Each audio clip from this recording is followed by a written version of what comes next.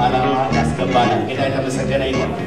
በዚህ ዓመት ውስጥ ዲስከሬጅመንት ፊልም ብታደርጉ ካላችሁ መፍትሄው አንድ ነው። ተነሳና ብላ በሉት አጠገብ ያለው ሰው። ጌታ የተመሰገነ ይሁን። ኤላጃ ያደረገው ያንን ነው። የእግዚአብሔር መልአክ ምን አለው? ተነሳና ብላ፣ የምትሄድበት መንገድ ሩቅ ነው፣ ገና እስከ እግዚአብሔር ተራራ ትሄዳለህ። በዛ ደግሞ ገና የሚቀባ ሌላ ጄኔሬሽን አለ። ሃሌሉያ! ኢየሱስ ክርስቶስ ጌታ ነው። ስለዚህ ገና እንቀጥላለን። እግዚአብሔር ይመስገን። ላቀርበው ያለሁት መልእክት ከዳንኤል ላይ ነው የምናገረው። በዚህ ክፍል ባለፈው ሳምንትም እግዚአብሔር ሲናገረን ነበር። ሞሮሌስ የተያያዘ ሐሳብ ነው የምናገረው። በእህታችን በምስራቅ በኩል ስለ አቋም ያለው አቋም ስለመያዝ ሲናገረን ነበር። እኔ ደግሞ ዛሬ የምናገረው በዘመኑ ላይ የሚከብድ ተጽዕኖ የሚያመጣ ትውልድ የሚል ሐሳብ ነው የምናገረው። ጌታ የተመሰገነ ይሁን። እግዚአብሔር በዘመኑ ላይ እንድንከብድ፣ በዘመኑ ላይ ተጽዕኖ እንድናመጣ ይፈልጋል። ሃሌሉያ! ተጽዕኖ እናመጣለን። ቤተ ክርስቲያን በምድር የተቀመጠችው ተጽዕኖን ለማምጣት ነው።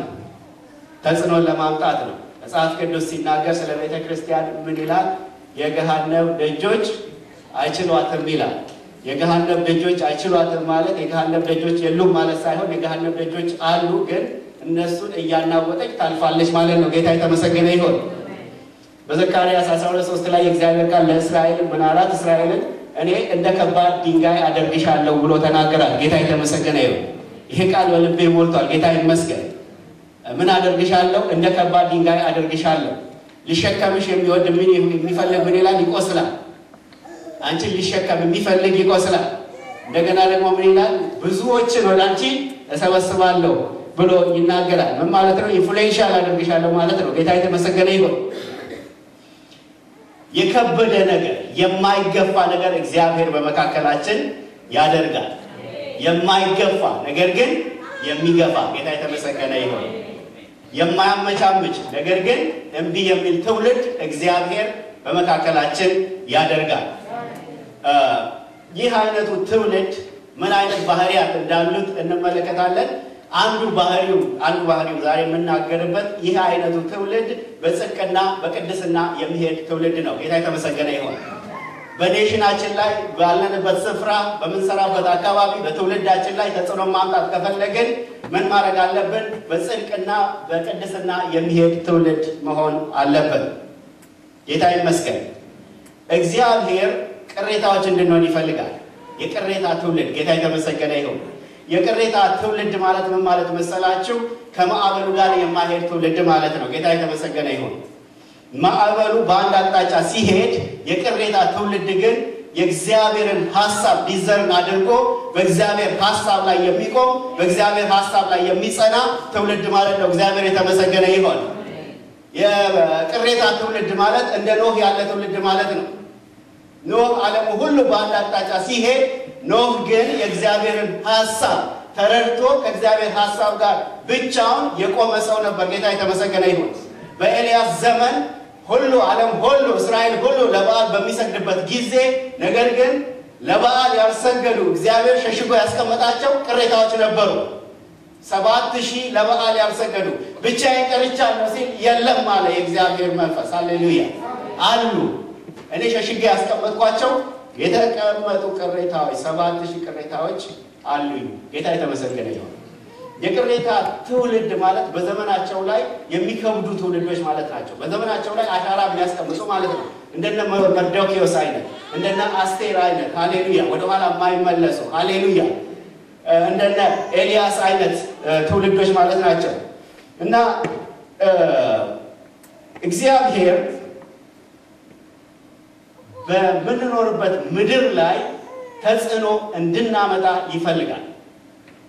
ተጽዕኖ እናመጣለን። ተጽዕኖ የምናመጣው በራሳችን ሁኔታ ሳይሆን በውስጣችን ካለው ብርቱ የእግዚአብሔር መንፈስ የተነሳ ነው። ጌታ የተመሰገነ ይሁን። ከኛ የተነሳ አይደለም። ነገር ግን በእኛ ውስጥ ያለው የእግዚአብሔር መንፈስ ብርቱ ነው። ይኸውላችሁ ቤተክርስቲያን የማትነካው የህይወት ዳይሜንሽን አይኖርም። ቤተክርስቲያን ተጽዕኖ ስታመጣ በቤተሰብ ላይ ተጽዕኖ ታመጣለች። ቤተክርስቲያን ተጽዕኖ ስታመጣ በኢኮኖሚው ላይ ተጽዕኖ ታመጣለች። ቤተክርስቲያን ተጽዕኖ ስታመጣ በፖለቲካው ላይ ተጽዕኖ ታመጣለች። ሐዋርያው ጳውሎስ አንድ ጊዜ በኤፌሶን ከተማ ገባና በኤፌሶን ውስጥ 2 ዓመት አለማቋረጥ የኤፌሶንን ቤተክርስቲያን ቅዱሳንን ማስተማር ጀመረ። ጌታ የተመሰገነ ይሁን። ሳያቋርጥ ያስተምራቸው ጀመረ። ከዛ የተነሳ መንፈስ ቅዱስ ደግሞ በዛ ከተማ ባሉት ቅዱሳን ላይ ከመምጣቱ የተነሳ ከተማዋ ምን ሆነች? በብዙ አቅጣጫ ተነካች። ጌታ የተመሰገነ ይሁን። ክፍሉን ስታነቡ ያልተነካ የከተማዋ ክፍል አልነበረም። ጠንቋዮችና መተተኞች በብዙ ትርፍ የሚያገኙ ሰዎች መጽሐፍቶቻቸውን አምጥተው ወደ 50,000 ብር የሚገመት መጽሐፍ በዛ ጊዜ በጣም ብዙ ሚሊዮን ማለት ነው አምጥተው ምን አሉ ይላል? አቃጠሉ ይላል። አንጥረኞች ጣዖታትን እየሰሩ የሚሸጡ እና የአርጤምሲስ ቤተ መቅደስ ባለሟሎች ሁሉ እንዴት እንደተናወጡ መጽሐፍ ቅዱስ ይናገራል። ክፍሉን ሐዋርያት ሥራ ምዕራፍ 19 ስታነቡ ማለት ነው። እንዲያም ትርፋችን ሊቀር ነው፣ ቢዝነሳችን አፌክትድ ሊሆን ነው። ይሄ ጳውሎስ የሚባል ሰው አማልክት አይደሉም እያለ ይሄንን ከተማ ብቻ ሳይሆን ዓለሙን ሁሉ ሊሞላው ነው። አንድ ነገር ማድረግ አለብን። ለውጥ ተነሳ በከተማ ውስጥ። ጌታ የተመሰገነ ይሁን። ቤተክርስቲያን የምታናውጥ ነች። ሃሌሉያ ሃሌሉያ። ትውልድን የምታናውጥ ነች። ኢየሱስ ክርስቶስ ጌታ ነው። እኛም በዘመናችን ተጽዕኖ የምናመጣ በዘመናችን ላይ የምንከብድ ትውልድ እንድንሆን አንዱ እግዚአብሔር የሚፈልገው ነገር በጽድቅና በቅድስና የሚሄድ ትውልድ እንድንሆን ነው። ጌታ የተመሰገነ ይሁን። ይኸውላችሁ ወደ ኋላ ተመልሰን ራሳችንን እንድንኮንንና እንድንከስ የእግዚአብሔር ፈቃድ አይደለም። ነገር ግን እኔ የምናገረው ወደፊት ስለመሄድ ነው። ጌታ የተመሰገነ ይሁን። ኢየሱስ ክርስቶስ ለዛች ሴት ምን አላት? እቺ ሴት ስታመነዝር ተይዛለች እና ምን ትደረግ ብለው በፊቱ ሲያመጡ ምንድን ነው ያላት? ኃጢአት ያልሰራ እሱ ይውገራት ካለ በኋላ ሁሉም ገና ሲሉ ልጄ ሆይ ደግመሽ ኃጢአትን አትስሪ። አምላካችን የወደፊት አምላክ ነው። አምላካችን ወደ ኋላ ፋይል እያገላበጠ የሚከስ አምላክ አይደለም። ያንን የእግዚአብሔር ካህን ኢያሱን እድፋም ልብስ አልብሶ ሰይጣን ሊከሰው እድፋም ጠብጣን አልብሶ ሊከሰው ባለ ጊዜ እግዚአብሔር የተናገረው ምንድን ነው? ይሄ በአሁኑ ከእሳት የተነጠቀ ትንታግ አይደለምን ያለው። ጌታ የተመሰገነ ይሁን። ወደ ኋላ ተመልሰን ራሳችንን የምንከስበት ምክንያት የለንም። ነገር ግን ወደፊት ስንሄድ ሃሌሉያ ህይወታችን የከበደ እንዲሆን፣ ህይወታችን ተጽዕኖ የሚያመጣ እንዲሆን ሃሌሉያ በጽድቅና በቅድስና የሚሄድ ትውልድ እንድንሆን እግዚአብሔር ይፈልጋል። ሃሌሉያ። የምናገረው ከዳንኤል መጽሐፍ ላይ ነው። ክፍሉን ላንብብና እንጸልያለን። ሃሌሉያ። ዳንኤል ምዕራፍ 1 የይሁዳ ንጉሥ ክፍሉን እንዳለ ሁሉንም አነበዋለሁ። የይሁዳ ንጉሥ ኢዮአቄም በነገሰ በ3ኛው ዓመት የባቢሎን ንጉሥ ናቡከደነፆር ወደ ኢየሩሳሌም መጥቶ ከበባት። ጌታም የይሁዳን ንጉሥ ኢዮአቄምን በእግዚአብሔር ቤተ መቅደስ ካሉት ዕቃዎች ከጥቂቶቹ ጋር በእጁ አሳልፎ ሰጠው። ወደ አምላኩ ቤት ወደ ባቢሎን ወሰዳቸው። በአምላኩም ግምጃ ቤት ውስጥ አኖራቸው። ከዚያ በኋላ ንጉሡ የቤተ መንግሥቱን ጃንደረቦች አለቃ አስፋኔዝን ከንጉሳዊ ቤተሰብና ከመሳፍንቱ ዘር የሆኑትን እስራኤላውያን እንዲያመጣ አዘዘው።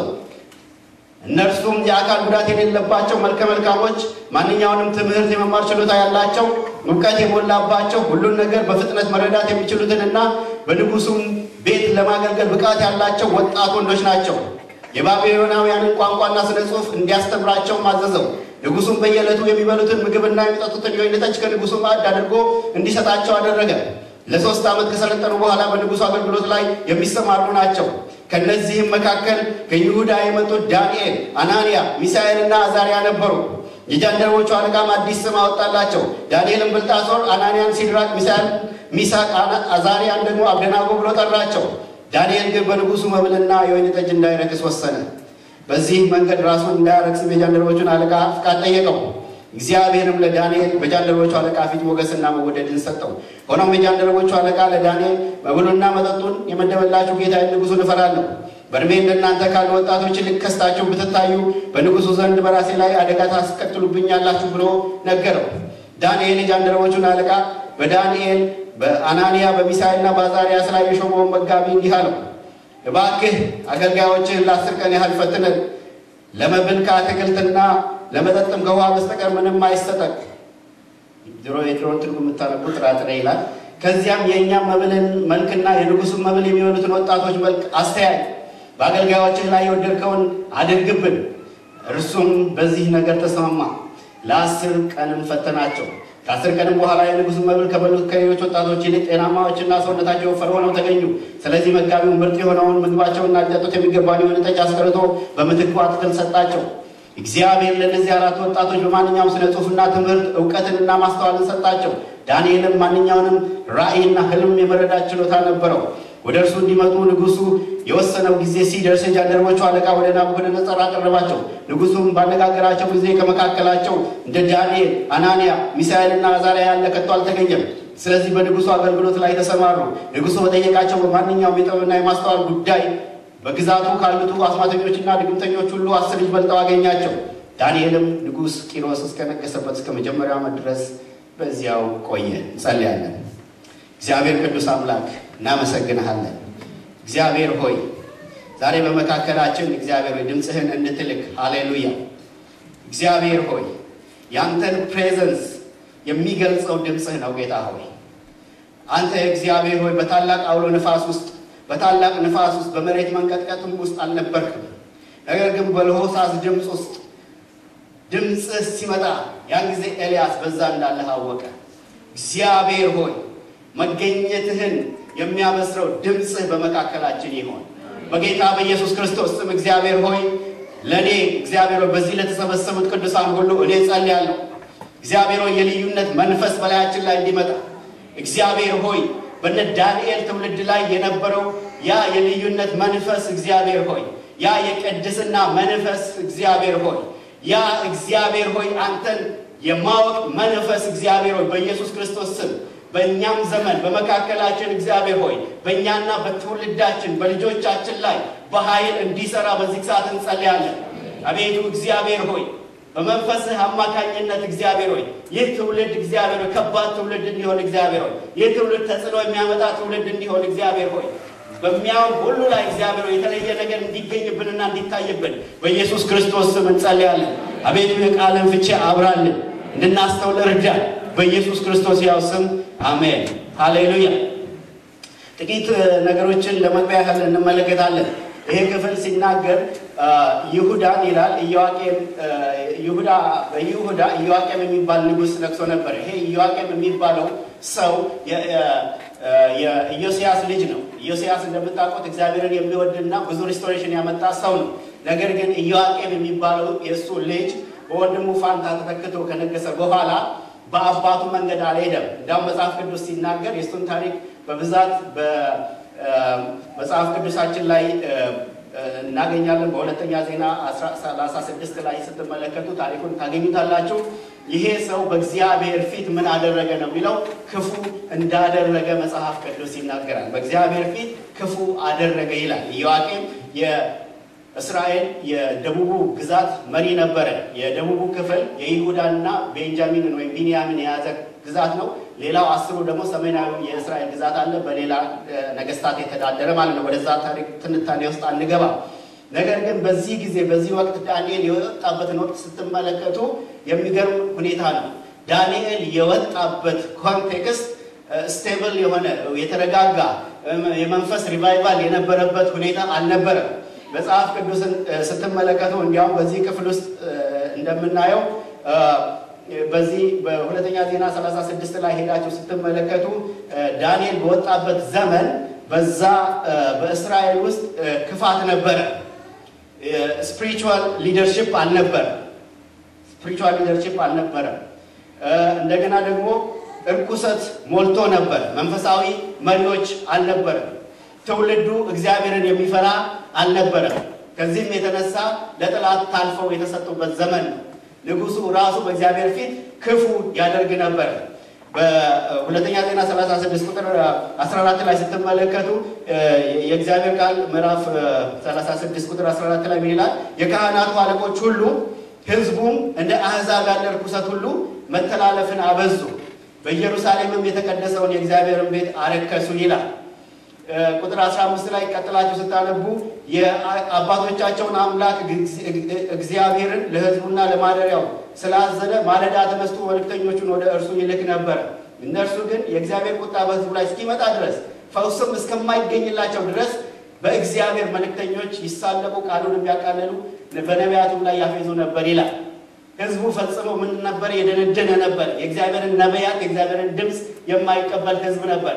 እግዚአብሔር ግን ደግሞ ደጋግሞ እንዲያውም በሌላ ክፍል በኤርምያስ 25 ላይ ከ1 እስከ 11 ብትመለከቱ እግዚአብሔር ብዙ ጊዜ እኔም ማልጄ ተነስቼ ተናገርኳችሁ ነገር ግን አልሰማችሁም ይላል እና ከክፉ መንገዳቸው እንዲመለሱ ለዓመታት ለ23 ዓመታት እግዚአብሔር አለማቋረጥ ድምፁን እየላከ ይናገራቸው ነበር። እነሱ ግን በዚህ ፋንታ ምን አደረጉ? ክፉ አማልክትን ሐሰተኛ አማልክትን ያመልኩና ይሰግዱላቸው እንደ አሕዛብም ያለ ኃጢአት በእግዚአብሔር ፊት ያደርጉ ነበር እና ዳንኤል የወጣበት ኮንቴክስት እንደዚህ አይነት ኮንቴክስት ነው። እንዲህ አይነት ኮንቴክስት ነው። ዳንኤልና የዳንኤል ጓደኞች ከዛ የወጡት የተማረኩት ወጣቶች ከሪቫይቫል ውስጥ የወጡ መንፈሳዊ ተሐድሶ ካለበት ሁኔታ ውስጥ የወጡ አልነበሩ። ይሄንን እምላችሁ አንደኛ እግዚአብሔር ሳይናገር ምንም ነገር አያደርግም። እግዚአብሔር ሁሉ ጊዜ ምንም ነገር ከማድረጉ በፊት ድምፁን ይልካል፣ በነቢያቶቹ አማካኝነት ይናገራል፣ ያንን ያደርጋል። ሁለተኛ ይሄንን ነገር የምነግራችሁ ለምንድን ነው? በምንም አይነት ኮንቴክስት ውስጥ ቢሆን ልጆቻችንን ለእግዚአብሔር ቅሬታዎች አድርገን ማሳደግ እንደምንችል እንድንገነዘብ ነው ይህንን ባክግራውንድ መናገር የምፈልገው። ይህንን ሐሳብ እንድንል ነው። በዚህ አይነት ሁኔታ ነው ዳንኤል እና ጓደኞቹ የወጡት ከይሁዳ ሲማረኩ ማለት ነው። ነገር ግን አንድ ሌላ ነገር ጨምሬ ልናገር ወደ ዳንኤል ከመመለሴ በፊት ቁጥር 2 ላይ የእግዚአብሔር ቃል ምን ይላል? የእግዚአብሔር ቃል ጌታም ይላል ጌታ እግዚአብሔር ራሱ ምን አደረገ ይላል? የይሁዳ ንጉሥ ኢዮአቄምን እንዲሁም ደግሞ የቤተ መቅደሱን ዕቃዎች ከፍሎ ለማሰጠው ይላል ለናቡከደነፆር ሰጠው ይላል። አይገርምም? ይሄንን ያደረገው እግዚአብሔር ራሱ ነው። እግዚአብሔር ራሱ የቤተ መቅደሱ ዕቃዎች እንዲማረኩ ንጉሱም እንዲማረክ ያደረገበት ጊዜ ነበር። ለምን? ምናልባት በርኩሰቱ ስለበዛ ነው። ነገር ግን አንድ ነገር እንድናስተውል እፈልጋለሁ። እግዚአብሔር ፈቀደ ማለት እግዚአብሔር ተሸነፈ ማለት አይደለም። እግዚአብሔር ፈቀደ ማለት እግዚአብሔር በታሪክ መካከል ሁሉ ጊዜ የታሪክ ጌታ ሁሉ ጊዜ በዙፋኑ ላይ ያለ አምላክ ነው። ጌታ የተመሰገነ ይሁን። ይኸውላችሁ በዚህ ኮንቴክስት ውስጥ ስንመለከት ያ ሁኔታ እንዲሆን ራሱ እግዚአብሔር ፈቅዶ ያደረገው ነገር ነው። መዝሙር 2 ላይ ደስ የሚል ነገር አለ። አሁን በምድር ስትመለከቱ ብዙ ነገሮች እንደፈለጉ የሚፋንኑ ይመስላሉ። አይደለም እንዴ? እንደፈለጉ የሚፋንኑ እንደፈለጉ የሚሆኑ ሰዎች የፈለጋቸውን ከእግዚአብሔር አምላክ የሚጻረር ነገር እያወጡ በራሳቸው መንገድ የሚሄዱ ይመስላሉ። ነገር ግን አይመስላችሁ። እግዚአብሔር ፈቀደ ማለት ተሸነፈ ማለት አይደለም። እግዚአብሔር አሁንም በዙፋኑ ላይ ነው። ሰዎች እንደፈለጋቸው ሲሄዱ አሁን በምድራችን የእግዚአብሔርን ነገር ሲያቃልሉ ወንጌልን ቸል ሲሉ እኛ በፈለገን መንገድ ትዳርን እንተረጉማለን ብለው ሕጎችን ሲያወጡ እግዚአብሔር በዙፋኑ ላይ ነው። መዝሙር 2 ላይ ምን ይላል? ሃሌሉያ! ያንን ቃል አንብበው ቶሎ ብዬ አነበዋለሁ፣ ጊዜ አልወስድም። ሕዝቦች ለምን ያሴራሉ ይላል። ሰዎች ስለምን ከንቱ ነገር ያውጠነጥናሉ? የምድር ነገስታት ተነሱ፣ ገዢዎችን በእግዚአብሔር እና በመሲሁ ላይ ሊመክሩ ተሰበሰቡ። ሰንሰለታቸውን እንበጥስ፣ የእግር ብረቶቻቸውን አውልቀን እንጣል አሉ። በዙፋኑ ላይ የተቀመጠው ይስቃል፣ ጌታም ይሳለቅባቸዋል። ጌታ የተመሰገነ ይሁን። ሕዝቦች ተነስተው ምን ይላሉ? ይማከራሉ። እንዲህና እንደዚህ እናድርግ፣ ሰንሰለት እናጥልቅባቸው፣ ይሄንን እናድርግ ይላሉ። እግዚአብሔር ግን ከሰማይ ሆኖ ይስቃል። ጌታ የተመሰገነ ይሁን። ሁሉን የሚቆጣጠረው ሁሉን የሚገዛው አሁንም በዙፋኑ ላይ አለ። ነገር ግን እስከ መቼ ነው የሚታገሰው? ጽዋ እስኪሞላ ድረስ ግን እርሱ ይታገሳል። የሁላችሁ ወገኖች በዚህ ክፍል ኮንቴክስት ስትመለከቱ የእግዚአብሔርን የቤተ መቅደሱን ዕቃዎች የዘረፉ መስሏቸው ጌታ የተሸነፈ ወደ የተወሰደው ወደ አምላኩ ቤት አስገባው ነው የሚለው። ነገር ግን የዳንኤልን መጽሐፍ ምዕራፍ 5 ስትመለከቱ የዚህ የናቡከደነፆር ልጅ ብልጣሶር ወይም ኤልሻዛር ይለዋል።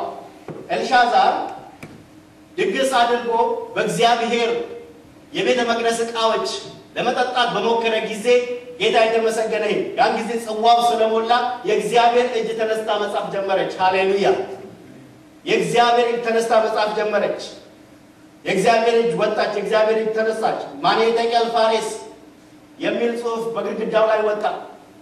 እግዚአብሔር ይህንን ለምንድን ያደረገው? በዘመናት መካከል እርሱ ብቻ ጌታ እንደሆነ፣ እርሱ ብቻ ገዢ እንደሆነ እንዲያስተውል። ይሄንን ታስተውላለህ ብለህ በአባትህ ላይ የሆነውን ነገር አባትህ ከስልጣን አውርዶ እንደ በሬ ሳር እንዲበላ ያደረገውን አምላክ ታስተውላለህ ብዬ ነበር አለው ዳንኤል ሲናገረው። ነገር ግን አላስተዋልክም። ስለዚህ ይሄ ፍርድ ባንተ ላይ መጣ። እግዚአብሔር ዝም ብሎ አይመለከትም። እግዚአብሔር ግን ዘመን ይቆጥራል። ጌታ የተመሰገነ ይሁን። ጊዜ ይቆጥራል። ሰዎች በምህረት ይመለሱ እንደሆነ ብሎ ጊዜ ይሰጣል። ነገር ግን አሁንም በዙፋኑ ላይ ያለው እግዚአብሔር ነው። ጌታ የተመሰገነ ይሁን። በአንደኛ ዜና ምዕራፍ 4 ላይ ሁላችን የምናውቀው የእስራኤል ታቦት መማረክ። የእስራኤል ታቦት የተማረከ ይመስላል አይደለ? ነገር ግን አልተማረከም። ሃሌሉያ! ወስደው በዲያጎን ቤት አስቀመጡት። ነገር ግን በሚቀጥለው ቀን ሲመለከቱ ዲያጎን ወድቆ ተሰባብሮ ተገኘ አይደለም? እግዚአብሔር በዙፋኑ ላይ ነው። ጌታ የተመሰገነ ይሁን። ግን እግዚአብሔር ምን ያደርጋል? እስከ ጊዜው ድረስ እንክርዳዱና ስንዴው አብሮ እንዲበቅል ይተወዋል። ያንን አረን ጌታ የተናገረው እስከ ጊዜው ድረስ ምን ይበል? እንክርዳዱ ጌታ ሆይ አሉት እኮ እነኛ ሰዎች መልካም ዘርን በእርሻው ላይ ዘርተን አልነበረምን? ይሄን ክርዳድ ከየት በቀለ ብለው ጠየቁ። ጠላት መጣና እንክርዳዱን ዘራ እና ሄደን እንጨደው ያሉ የለም ማለት አሁን እስከ መከር ጊዜ አብሮ ይደግ እስከ መከር ጊዜ አብሮ ይደግ። መከሩ በሚሰበሰብበት ጊዜ እንክርዳዱን ወደ እሳት የሚጥልበት ጊዜ ይመጣል። እስከ መከር ጊዜ ግን ምን ያላል? አብሮ ያድጋል።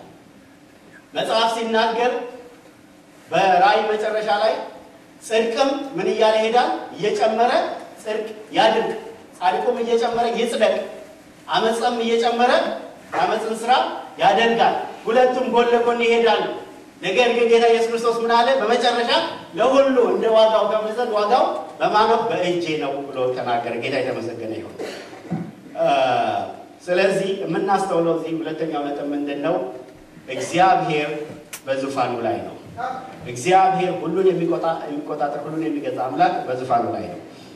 ሶስተኛው ነጥብ በዚህ ከሳ በኋላ የምናገርበት ነገር ምንድነው? ትውልድን ስለመታደግ ነው። ጌታ የተመሰገነ ይሁን። እዚህ ቦታ ላይ የምትመለከቱት ነገር በተለይ ቁጥር 3ን 4ን እና 5ን ስትመለከቱ የጥላት ያነጣጠረው የጥላት ትኩረት ምን ላይ ነበረ? ትውልዱ ላይ ነበረ። ትውልዱን ለማግኘት ነበረ።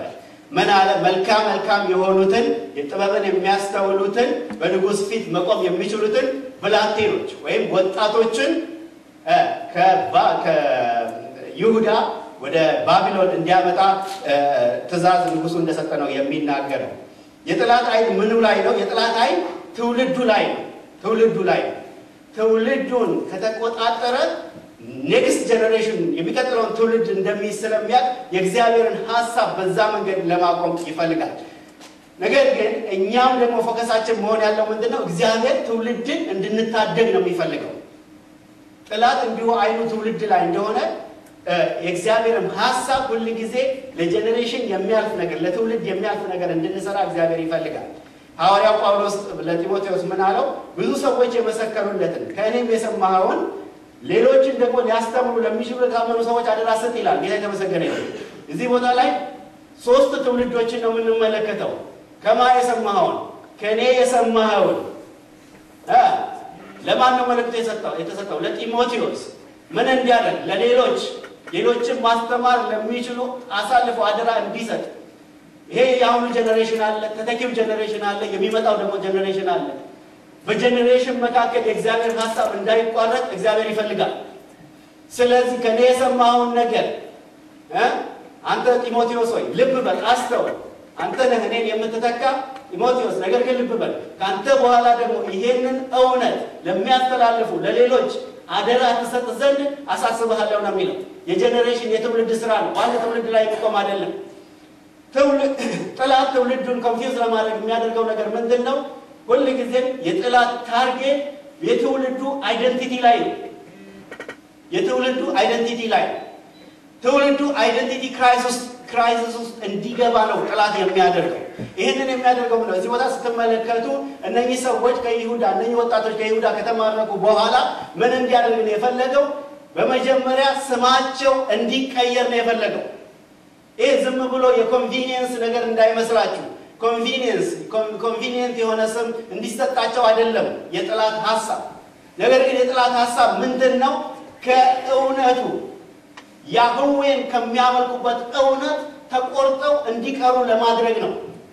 ስለዚህ ዳንኤል ስሙ እግዚአብሔር ዳኛዬ ነው የሚለውን ቀይሮ ምን አደረገ? ብልጣሶር ቤል ከተሰኘው ጣዖት ጋር የሚገናኝ ስም ሰጠው።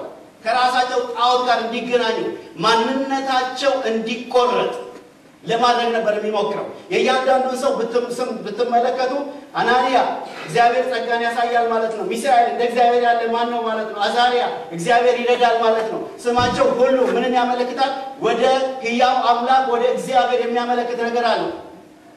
ነገር ግን ጠላት ይሄንን ስም ይሄንን አይደንቲቲ ምክንያቱም በስም ውስጥ አይደንቲቲ ማንነት ስላለ ምን ለማድረግ ፈለገ? ከጣዖት ጋር ለማገናኘትና አይደንቲቲ ክራይሲስ ውስጥ እንዲገቡ ለማድረግ ነው የፈለገው። ጠላት ስምን ለመለወጥ ሲሞክር ማንነትን የመለወጥ ዓላማ አለው። ነገር ግን አይሳካለትም። እግዚአብሔር ግን ስምን ሲቀይር ማንነትንም ይቀይራል። ጌታ የተመሰገነ ይሁን። እግዚአብሔር ስለሆነ ፈጣሪ ስለሆነ አምላክ ስለሆነ ስምን ሲቀይር ማንነትን ይቀይራል። አብርሃምን አብርሃም ሲለው የብዙሃን አባት ብሎ ሲለው እንደ ስሙ እንደዚያው ያደርገዋል። ጌታ የተመሰገነ ይሁን። ጠላት ግን ያንን ማድረግ አይችልም። ጌታ የተመሰገነ ይሁን። እነኚህ ሰዎች ስማቸው ቢቀየርም ነገር ግን አይደንቲቲያቸው አልተቀየረም። አይደንቲቲያቸውን መቀየር ጠላት አልቻለም። ስማቸውን ይቀይር የውጪ መጠሪያቸውን ይቀይር እንጂ ውስጣቸው የገባውን እውነት ለማውጣት አልቻለም። የሚገርም ነው። እነኚህ ሰዎች ያደጉት እነኚህ ወጣቶች ያደጉት በክራይሲስ ውስጥ ነው። ቀደም እንዳነበብኩላቸው ጀነሬሽናቸው የሚያሳየው እግዚአብሔርን የማምለክ ነገር አልነበረው። አይገርምም? ነገር ግን በዛ ውስጥ እግዚአብሔር ቅሬታ ትውልድን አስቀርቶ ነበር። በእንደዚህ አይነት አመጽ ውስጥ እግዚአብሔርን የሚያውቅና እግዚአብሔርን የሚፈራ ትውልድ እግዚአብሔር አስቀርቶ ነበር። the same thing ሳሙኤል ሲያድግ ሳሙኤል ያደገበት ኢንቫይሮንመንት ከባድ ኢንቫይሮንመንት ነበር። ሳሙኤል ሲያድግ በኤሊ ቤት ውስጥ ሆኖ በዛ የኤሊ ልጆች የነበሩበት ሁኔታ ከባድ ኢንቫይሮንመንት ነበር። ነገር ግን በዛ ኢንቫይሮንመንት ውስጥ እግዚአብሔር የሱን ድምጽ የሚሰማ ቅሬታ ማውጣት ደግሞ ችሏል። እግዚአብሔር ይችላል። እግዚአብሔር በትውልዳችን ውስጥ ቅሬታ ማድረግ ይችላል። እግዚአብሔር በዚህ በአሜሪካ ውስጥ የእግዚአብሔርን ስም የሚጠራ ሃሌሉያ እርኩሰት በበዛበት ምድርም ውስጥ እንኳን እግዚአብሔርን የሚፈልግ ትውልድ ሃሌሉያ ከመካከላችን ያስነሳ። ልጆቻችን የእግዚአብሔርን ሐሳብ የሚያገለግሉ ይሆናሉ።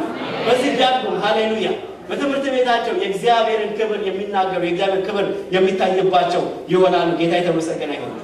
ለምንድን ነው ማንነታቸው አልተቀየረው? በውስጣቸው ዲፕ የሆነ የእግዚአብሔር እውነት ስለገባ ነው። ጌታ የተመሰገነ ይሁን። ይሄ በቤተሰብ የመጣ ይመስለኛል። ሐና በሳሙኤል እንዳደረገችው የነኚህ ሰዎች ቤተሰብም በነ ዳንኤል ላይ የሰሩት ስራ እንዳለ የሚያመለክት ነገር አለ። ህብረተሰቡ እንዳልኳችሁ ክራይሲስ ውስጥ ነው የነበረው። ነገር ግን እነ ዳንኤል እና አናንያ እና አዛሪያ ያንን የሚያልፍ እውነት በውስጣቸው የተተከለ እውነት ነው። ከስም መቀየር የሚያልፍ ጌታ የተመሰገነ ይሁን። ከመማረክ የሚያልፍ በባዕድ አገር ውስጥ ከመሆን የሚያልፍ በየትኛውም ሲቹዌሽን ውስጥ አሸንፎ የሚሄድ ብቃት ያለው ማንነት የማይናወጥ ማንነት ውስጣቸው ተተክሎ ነበር። ከዛ ማንነት የተነሳ ማንኛውንም ኦብስታክል ኦቨርካም ማድረግ የሚችል ብቃት አግኝተዋል። ጌታ የተመሰገነ ይሁን። አንደኛው የአይደንቲቲ ክራይሲስ መፍጠር ነው የጠላት ስትራቴጂ። ሁለተኛው የጠላት ስትራቴጂ ምንድነው?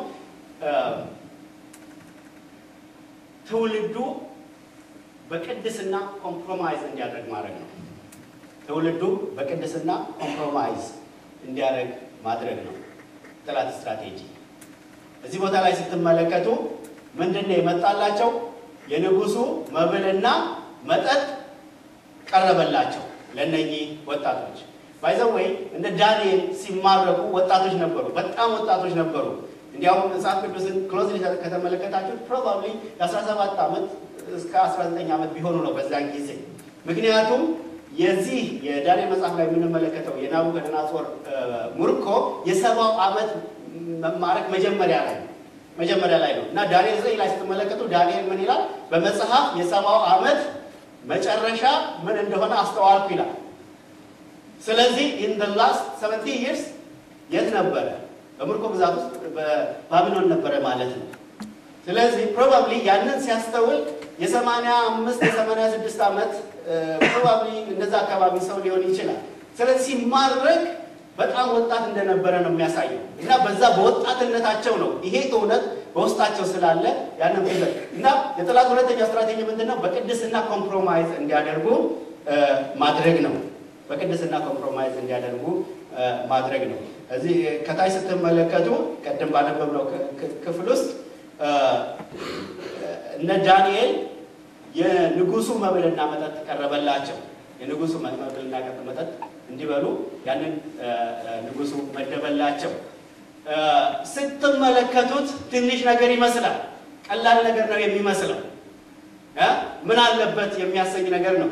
ምን አለበት አምልኮ በልብ ነው። ምን አለበት እኛ ያዌን እናቃለን፣ የንጉሱን ምግብ ብንበላ ከሚጠጣው ጠጅምስ ብንጠጣ ምናመልከውን አምላክ እናቃለን ሊባል ያስችላል። ነገር ግን ምንም ግራውንድ አልሰጠውም። ምንም ግራውንድ ላለመቀደስ ምክንያት የሚሆን ኦፖርቹኒቲ አልፈጠሩም። ይሄ ሁለት አይነት ነገር አለ። በአንድ በኩል ስትመለከቱት ራሱ ይሄ የቀረበው ነገር በራሱ የሚያረክስ ሊሆን ይችላል። ምክንያቱም most likely ለጣዖቶቻቸው የተሰዋ ነገር እና ምናምን ሊሆን ስለሚችል ወይም በእስራኤል ዘንድ የተከለከለ ነገር ሊሆን ስለሚችል አይሁዶች ሊበሉት ያልተፈቀደ በራሱ የሚያረክስ ነገር ሊሆን ከዛ ውጪ ግን ኦፖርቹኒቲ ነው የዘጉት። ያለ መቀደስን ኦፖርቹኒቲ ነው የዘጉት።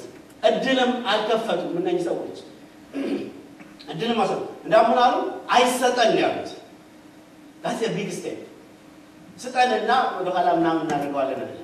ኦፖርቹኒቲ በፊታቸው እንዲቀር አልፈለጉም እና ትውልዱን ጥላት አንደኛ አታክ ሊያደርግ የሚፈልግ ሁለተኛው መንገድ በቅድስና ኮንፈረንስ ይሄንን ኦቨርካም ያደረጉበትን ነጥቦች እንመለከት። የመጀመሪያው ነጥብ በጽድቅ ለመሄድ የምን ጉዳይ ነው? የመወሰን ጉዳይ ነው። በጽድቅ ለመሄድ የመጀመሪያው ነገር እነኚህ ሰዎች ያደረጉት ከነኚህ ሰዎች የምንመለከተው ከነ ዳንኤል የምንመለከተው የምን ጉዳይ ነው? የመወሰን ጉዳይ ነው። ጌታ የተመሰገነ። ዳንኤል ምን እንዳይል ይላል? በንጉሱ መብልና መጠጥ እንዳይረክስ ከኔ ጋር ናችሁ። ምን ነው የሚለው? በልቡ ወሰነ ነው የሚለው። እንዳይረክስ በልቡ ወሰነ ነው የሚለው። የመጀመሪያው ነገር የመወሰን ጉዳይ ነው። እዚህ ቦታ የምትመለከቱት አንድ ነገር አለ።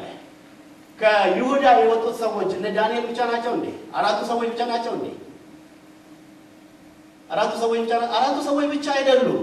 ፕሮባብሊ ብዙ ወጣቶች ወጥተው ሊሆን ይችላል። ዳንኤል ሚሳቅና አብደናጎ ብቻ አይደለም የወጡት።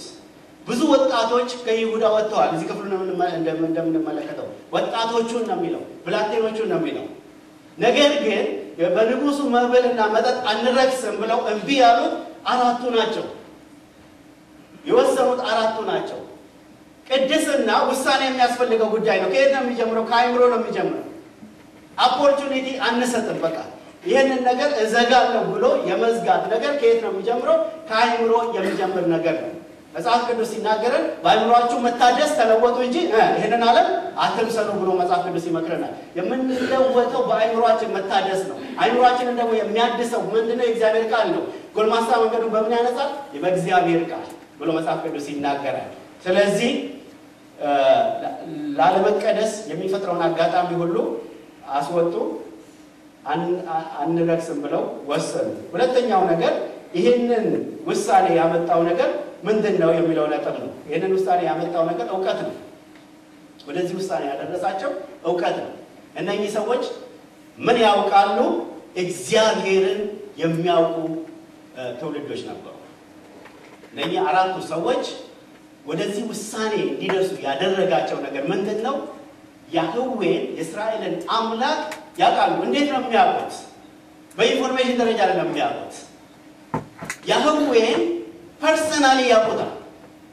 የእስራኤልን አምላክ ፐርሰናሊ ተለማምደውታል። ክፍሉን በሙሉ ዳንኤልን ስትመለከቱ ያንን በሰማይ አምላክ እንዳለ ዳንኤል በጣም ያውቃል።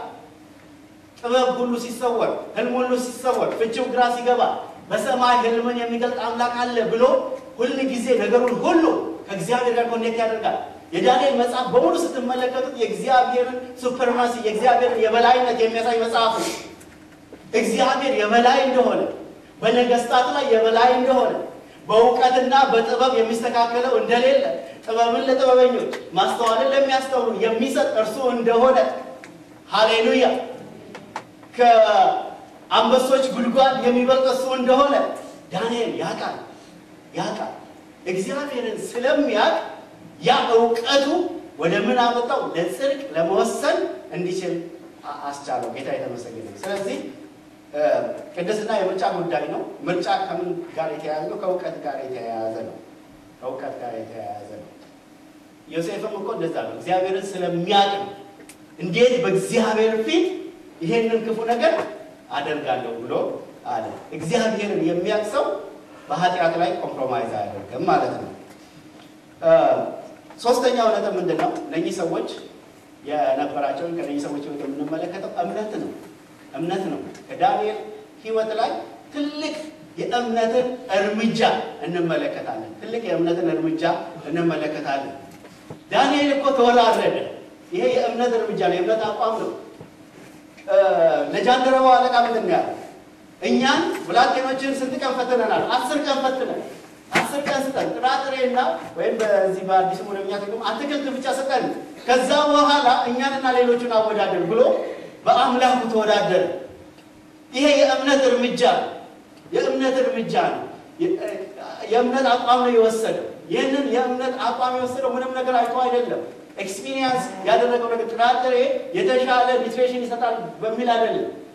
የእምነት ነገር ነው ያደረገው። የእምነትን አቋም ስለወሰደ ያመነው አምላክ አላሳፈረውም። ጌታ የተመሰገነ ይሁን። ስለዚህ ልክ እንዲያመነው እንደዚያው እግዚአብሔር አደረገለት። ጌታ የተመሰገነ ይሁን።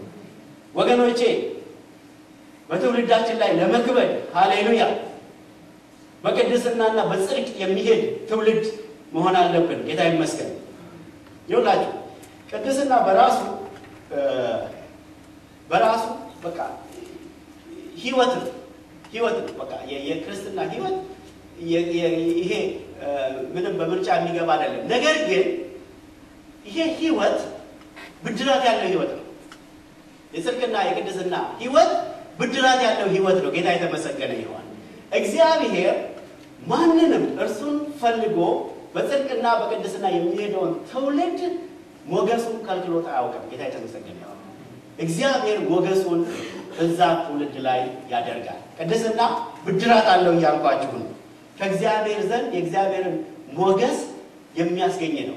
ምን ይላል? ዳንኤል በንጉሱ መብልና መጠጥ እንዳይረክስ ምን አለ? ወሰነ። ከወሰነ በኋላ ምን ሆነ ነው የሚለው መጽሐፍ ቅዱስ እንመለከት። ከወሰነ በኋላ የሆነው ነገር ምንድነው? እግዚአብሔርም ለዳንኤል ምን ሰጠው? በጃንደረቦቹ አለቃ ፊት እግዚአብሔርም ለዳንኤል ሞገስንና መወደድን ሰጠው። ሞገስንና ምህረትን ሰጠው። ጌታ የተመሰገነ ይሁን። በእኔ ትርጉም ላይ መወደድን ሰጠው ይላል። ጌታ ይመስገን።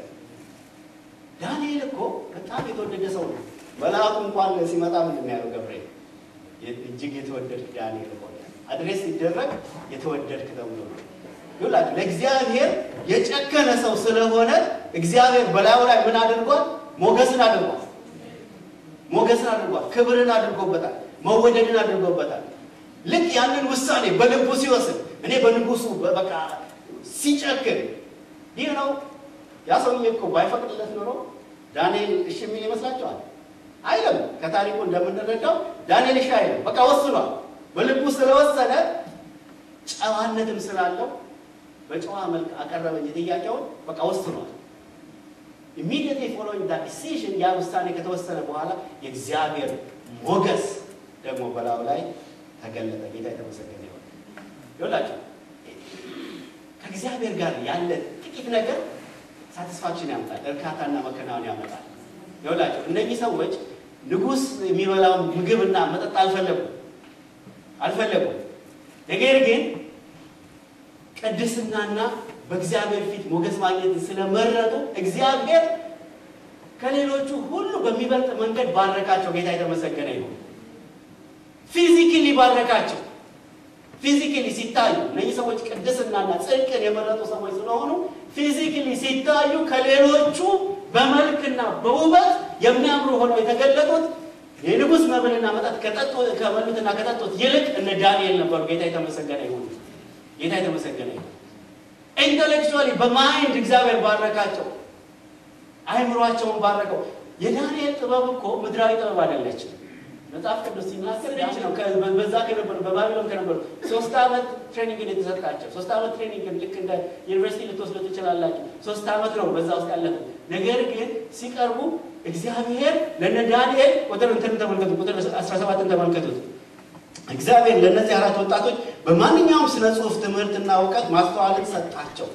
ከእግዚአብሔር ዘንድ ነው። የነሱ ማስተዋልና ጥበብ የመጣው ከማን ነው? ከእግዚአብሔር ዘንድ ነው። እግዚአብሔር ነው የሰጣቸው። ኢንተሌክቹዋሊ አይምሮአቸውን ባረከው። አይምሮአቸውን ስለባረከው በዛ ዘመን ከነበሩት ሊቃውንት ከሚባሉት ሰዎች ሁሉ የሚበልጥ ነገርን እግዚአብሔር በእነሱ ገለጠ። ጌታ የተመሰገነ። ማንም ሊቋቋመው የማይችል ጥበብ ሰጣቸው። ጌታ የተመሰገነ። ያልተፈታ እንቆቅልሽ የሚፈቱ እነ ዳንኤል ሆኑ። በንጉሥ ዘንድ የሚፈለጉ አማካሪዎች እነ ዳንኤል ሆኑ። በየዘመናቱ ሬሌቫንት የሆኑ ሰዎች እነ ዳንኤል ሆኑ። ጌታ የተመሰገነ ይሁን። እስከ ቂሮስ ዘመን መጀመሪያ በናቡከደነፆር ጊዜ የንጉሥ አማካሪ ነበረ። በዳሪዮስ ጊዜ እንደዚያው ዳሪዮስ ከዳሪዮስ በፊት ከነበረው በብልጣሶር ጊዜ በዘመናት በሙሉ ሬሌቫንት የሆነ ሰው ከምን የተነሳ ነው? የእግዚአብሔር የጥበብ መንፈስ በውስጡ የተነሳ ስለነበረ ነው። ያ ደግሞ የጥበብ መንፈስ በውስጡ የሆነው የእግዚአብሔር ሞገስ በላዩ ላይ የሆነው ከምን የተነሳ ነው? ለጽድቅ የጨከነ አቋም ይዞ ስለተገኘ ነው። ለጽድቅ የጨከነ አቋም ይዞ ስለተገኘ ነው። ጌታ የተመሰገነ። ጥበቡ ከላይ ነው። በተፈተነም ጊዜ እንዲሁ በለጠ። ንጉሱ አቅርቦ ሲፈትናቸው እኮ የሚገርም ነገር እኮ ነው። በዛ አገር እኮ የነበሩት ሰዎች ናቸው ሌሎቹ የሚወዳደሩት። ባለፈው በዚህ ወንድማችን ተመስገን ሲናገር ነጭ የታለቀ ሁሉ ከረባታ ከሱ ጋር ኢንተርቪው ሲያደርግ እግዚአብሔር ሞገስ ስትመጣ ይኸውላችሁ እኛ አሁን ማይግራንቶች ልክ ዘሴም ስታተስ እኮ ነው የነበረው። የሆነ ማይግራንት በዛ ኮሚኒቲ መካከል ማይግራንት የሆነ ሰከንድ ላንጉዌጅ የሚናገር ሰው የዛ ሀገር ቋንቋ ለዳንኤል የመጀመሪያ ቋንቋ አይደለም። እንዲያውም የመጡት እኮ የከለዳውያን ቋንቋ እና ስነ ጽሑፍ ለመማር ነው የመጡት። ግን ሲፈተኑ ማንም ከነሱ ጋር ሊቀራረብ የቻለ የለም። ንጉሱ ሲፈትናቸው ፋይናል ኤግዛም ሲደረግ ኤክስተርናል ኤግዛማይነርስ ተጠርተው በቃ የመጨረሻ ፈተና ሲደረግ በቃ የበላይ ሆነው የተገኙት እነ ዳንኤል ነበሩ። ጌታ የተመሰገነ። እግዚአብሔር ሞገስን የሚሰጥ አምላክ ነው። ጌታ የተመሰገነ። ለጽድቅ ስንቆም እግዚአብሔር ማንንም አይጠልም። ወገኖቼ በትውልዳችን ላይ እግዚአብሔር እንድንከብድ ያደርገናል። ጌታ ይመስገን።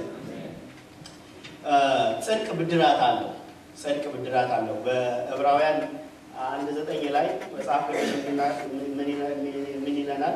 ጽድቅን ወደድክ ዓመፃንም ጠላህ። ስለዚህ እግዚአብሔር አምላክህ ከጓደኞች ይልቅ በደስታ ዘይት ቀባህ። ለምን? ጽድቅን ወደድክ ዓመፃንም ጠላህ።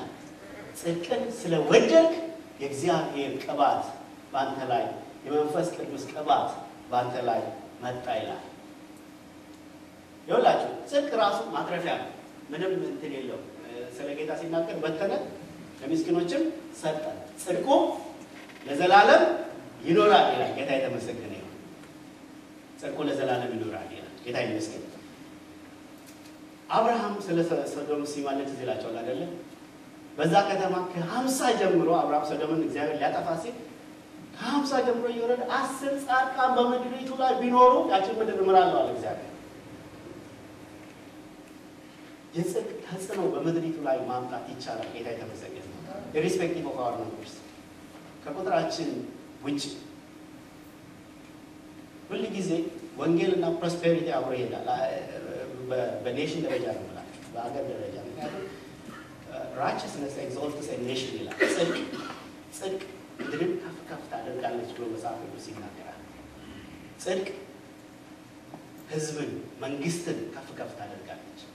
ወንጌል በአንድ ሀገር ውስጥ በኃይል ሲለቀቅ በዛች ሀገር ውስጥ እግዚአብሔር ብሌሲንግ ይለቃል። ጌታ ይመስገን።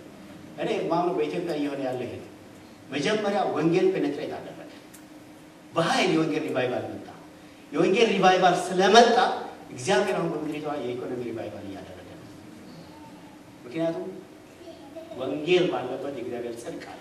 የእግዚአብሔር ጽድቅ ባለበት ደግሞ እግዚአብሔር ሞገሱን በህዝብ ላይ በመንግስት ላይ ይለቃል።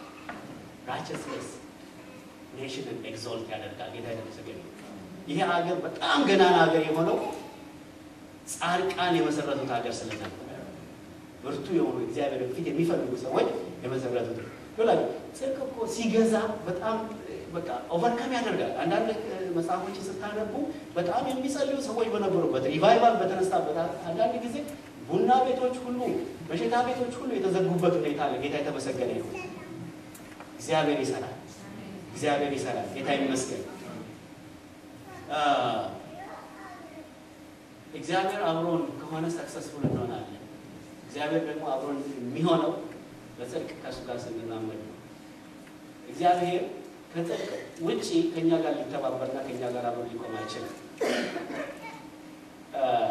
በኢያሪኮና በጋይ የሆነው ነገር እንደዛ ነው። ታሪኩን ታውቃላችሁ። እስራኤላውያን ወደ ኢያሪኮ ከመሄዳቸው በፊት ኢያሱ ምን አድርጎ ነበር? ህዝቡን ሁሉ እንዲቀደሱ ተናግሮ ነበር። እንዲያው ምን አደረጋቸው ይላል? በጌልጌላ ወስዶ የህዝቡን ሸለፈት እንዳስወገደ ነውራቸው ሁሉ እንዳስወገደ መጽሐፍ ቅዱስ ይናገራል። ከዚህም የተነሳ እግዚአብሔር አብሯቸው ስለነበረ እነኛ እስራኤላውያን በምድረ በዳ የተበተኑ ጥቂት ህዝቦች ናቸው። ኢያሪኮ የተመሸገ ከተማ ይዘው ከእስራኤላውያን የተነሳ ምን ይሉ ነበር? በፍርሃት ርደው ነበር። በፍርሃት ተናውጠው ነበር። ለምን? እግዚአብሔር አብሯቸው ስለነበረ። ነገር ግን ታሪኩን እንደምታውቁት ኢያሪኮን ከያዙ በኋላ ያ የእግዚአብሔር ሰው ማለት ስሙ አካፍ ነው የሚባለው አካን የሚባለው አካን አንድ ነገር አይቶ ጎመጀና የሆነ ካባ ወርቅ ምናምን አይቶ ጎመጅቶ ወሰደውና ያንን ከመውሰዱ እግዚአብሔር ከመካከላቸው ተለየ። እግዚአብሔር ከመካከላቸው ሲለይ በጣም ጥቂት በሆነ ህዝብ ፊት ሸሹ። እስራኤል ሸሸ። ኢያሱ ልብሱን ቀደደ። እንዴ እስራኤል ከጠላቶች ተሸሸማ እንዴ እግዚአብሔር ወይ እንዴት የሚሆን ነገር ነው አለ። እንዴ እግዚአብሔር ተናግሮ ለምን ተጨውብኛል? ለእስራኤል በድሏል። ነውር በመካከላቸው አለ። እርም በመካከላቸው አለ። አትንኩ ያልኩትን ነግታችኋል። ምንጭ እግዚአብሔር ከተናገረ እንደዚያው እንድናደርግ እግዚአብሔር ይርዳል። አሜን። እግዚአብሔር ከሌለበት ምንም ነገር ይኸውላችሁ፣ እግዚአብሔር የሌለበት ተድላ አይደለም። አለርሱ ፍቃድ የበላ ደስ ብሎትስ ተድላን ያየ ማን ነው ይላል። እግዚአብሔር የሌለበት ምንም ነገር። እግዚአብሔር ደግሞ የሚኖረው በመካከላችን የሚኖረው በተቀደሰ ህይወት ስንኖር ነው። ጌታ የተመሰገነ ይሁን። እርም የሆነውን ነገር ከመካከላችን ስናወጣ በዛን ጊዜ እግዚአብሔር ተጽዕኖ ያለው ዮሴፍ በገባበት ሁሉ ተጽዕኖ የሚያመጣ የነበረው ምንድነው? በቃ እግዚአብሔርን የሚፈልግ ልብ ስለነበረውና ለጽድቅ የቆረጠ አቋም ስለነበረው እስር ቤት ቢሆን በእስር ቤት ተጽዕኖ ያመጣል። ፕራይም ሚኒስትር ቢሆን ፕራይም ሚኒስትር ቢሮ ውስጥ ተጽዕኖ ያመጣል። በየትኛውም ቦታ የቤት ሰራተኛ ቢሆን በዛ ውስጥ ተጽዕኖ ያመጣል። የገባበት ሁሉ ተጽዕኖ ያመጣል። ዳንኤል እንደዛ ነው። በዘመናት ሁሉ ተጽዕኖ የሚያመጣ ህይወት ነበረው። ስለዚህ እንድንከብር ካስፈለገ አንደኛው ለነቀጠል እንችላለን። በዚህ ውስጥ እንድንከብር ካስፈለገ እግዚአብሔር ለጽድቅና ለቅድስና የቆረጠ ህይወት እንዲኖረን ያስፈልጋል። ያንን ምክር ነው እግዚአብሔር የሚመክረን በቃሉ ዛሬ። ጌታ ይመስገን። እስቲ ሁላችንም እንጸልያለን። ሃሌሉያ እንጸልያለን። ጌታ የተመሰገነ ይሁን። እግዚአብሔር መልካም አምላክ ነው። ወገኖቼ እንዳልኳችሁ እግዚአብሔር መንፈሱን ሰጥቶናል። ሃሌሉያ ከባድ አይደለም። መንፈሱን ሰጥቶናል። በእኛ ውስጥ ያለው መንፈስ የኃይል መንፈስ ነው። በእኛ ውስጥ ያለው መንፈስ የብቃት መንፈስ ነው። በእኛ ውስጥ ያለው መንፈስ የሚረዳ መንፈስ ነው። ሃሌሉያ እግዚአብሔርን ለመምሰል የሚያስፈልገውን ነገር ሁሉ ሰጥቶናል። ሃሌሉያ የቅድስና ህይወት ለመኖር እንድንችል ሃሌሉያ በትውልዳችን ላይ እንድንከብድ የሚያደርግ መንፈስ ሃሌሉያ በዘመናችን ሁሉ ላይ ሬሌቫንት እንድንሆን ሃሌሉያ እንደ ኖህ በጽድቅ ዓለምን እንደኮነነ ሃሌሉያ ከማዕበሉ ጋር ሳይሆን በማዕበሉ ተቃራኒ እንድንሄድ የሚያደርግ መንፈስ እግዚአብሔር በመካከላችን ይለቃል። ጌታ የተመሰገነ ይሁን። ወደ ኋላ ሳይሆን ወደፊት እንመለከታለን። የኋላውን እየረሳን ወደፊት ነው የምንዘረጋው ዋንኛውም አይነት ኦብስታክል ከኋላችን ሊኖር ይችላል ነገር ግን ወደፊት ስንሄድ ሃሌሉያ በቀረልን ህይወታችን ሃሌሉያ ምንም ትንሽ ነገር የለም ምን አለበት የምንለው ነገር የለም ጽድቅን ከሚያጎድል ነገር ሁሉ እግዚአብሔር እንዲጠብቀን ሃሌሉያ ተጽዕኖ ያለው ህይወት ለመኖር እንድንችል የጽድቅን አቋም እንድንይዝ በእግዚአብሔር ፊት እግዚአብሔር እንዲረዳን እንጸልያለን ሃሌሉያ ጌታ የተመሰገነ ይሁን በእግዚአብሔር ፊት እንጸልያለን እስቲ ወንድማችን ተሬ ይመጣና ወደዚህ ከእርሱ ጋር እንጸልያለን ከዛ ደግሞ የጌታ ራት ስነ ስርዓትንም እናደርጋለን ጌታ የተመሰገነ ይሁን እየጸለይን ከተሬ ጋር እንቆያለን